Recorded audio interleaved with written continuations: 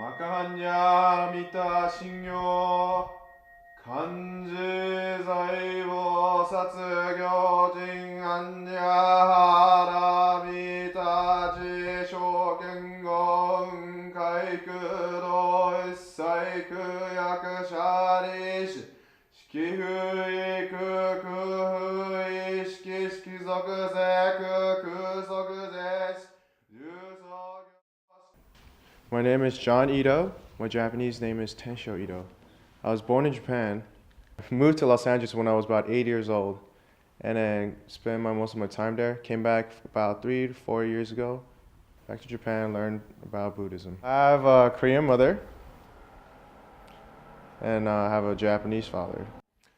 My hobbies are playing basketball with my friends, drawing sometimes, picking up a book. Um, well, most of my free times I just like to just spend time with my friends. Um, Go to izakaya as you will, and I like dancing sometimes, singing.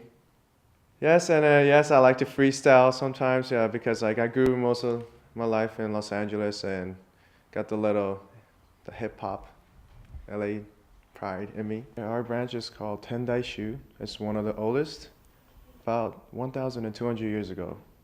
It first began in India, and it was passed down to China, and then we got it. The Japanese got the Tendai Shu from China.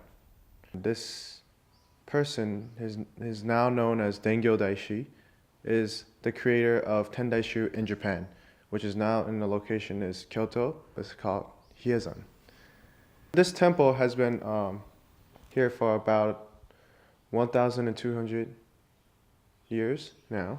So yeah, it's quite old. It's actually close to old as the original branch, which is in Kyoto, Hiezan. So yes, actually it's one of the oldest probably temple in Ibaraki. In order to become a Tendai Shu monk, you have to go to a 2 month monk training process. It's quite difficult. It's pretty much time based. You're given certain time to study. You're given certain time to eat. You're given certain time to pray. You know, it's like all just time based. Yeah, pretty much every day you just wake up in exactly at 5 o'clock in the morning, and you have to know about 2 to 3 minutes to get ready. You know, and then from there you just start cleaning in the morning, and after cleaning, you go strictly to go eat breakfast, which is okayu every morning. Right after that, you go to the temple and pray. And then after that, you just study. And then just pretty much constantly, you just do this about a month or two straight. And then throughout the whole time, you have to, I guess, think about spiritual stuff. Just no negativity, no electricity. And I guess in the end of the time, end of when you finish your training, there's a tradition that you have to do. It's just pretty much you have to shave your head, which means that you have pretty much completed the whole process of becoming a monk. Well, my father was ill, and then it was kind of difficult for us to I don't know, accept that. And then I felt like if he needs a disciple, he needs another person to take over. And then since I'm the only son, I felt like this is my responsibility to do this. I didn't want to do it in the beginning, and I felt little pressure from my parents and relatives, people are expecting me to do it. And in the beginning, of course, I disliked it. I didn't want to go to this training. I was very nervous about it because I don't speak that well of Japanese. Yeah, at first, I felt like an outsider, and coming back to Japan because I'm so used to speaking English. But I don't know. Once you just go to this training and just forget about why you're there, just do what you're told. I feel like I'm becoming a better man. I feel like I'm making better decisions.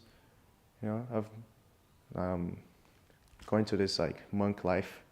So yeah. Right now, I feel great about it, and I feel with no regrets becoming a monk.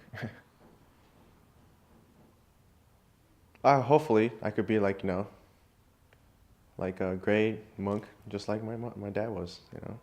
I hear from a lot of my relatives and Dankasans, the temple people, um, that my father was a great monk, and then he supported a lot of people with good guidance and happiness.